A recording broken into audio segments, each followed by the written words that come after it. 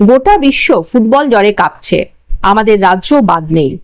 দুর্গাপুরের মামলা বাজারের একটি প্রসিদ্ধ মিষ্টির দোকানে লিওনেল মেসির আদলে মিষ্টি তৈরি করা হয়েছে।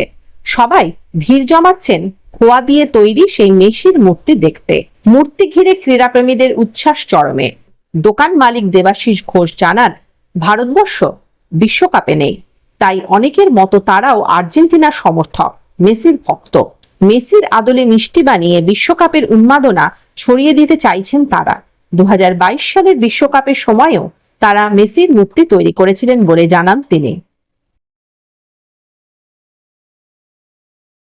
এই দোকান আমাদের 56 বছরের পুরনো। আপনারা কিভাবে এই দোকানের কারা কারা আছেন, জড়িত আছেন? প্রতিষ্ঠিত হচ্ছে তো বাবা মহাদেব ঘোষ, তারপরে আমরা 3 ভাই ছিলাম।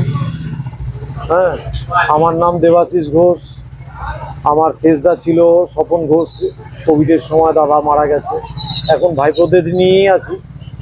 আর বর্দা হচ্ছে পরিমল ঘোষ। বলছি প্রত্যেক বছর কিছু না কিছু আপনি তৈরি করেন।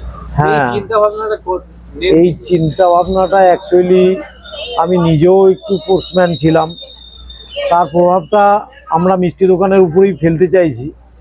হয়তো কখনো দেশভক্তি চন্দ্রযান 3 দিয়ে করেছি, তাছাড়াও প্রত্যেকবার ক্রিকেট বিশ্বকাপ বা ফুটবল বিশ্বকাপ হলেও এর আগের বারও মেসি মিয়ানমার দিয়ে আমরা করেছিলাম।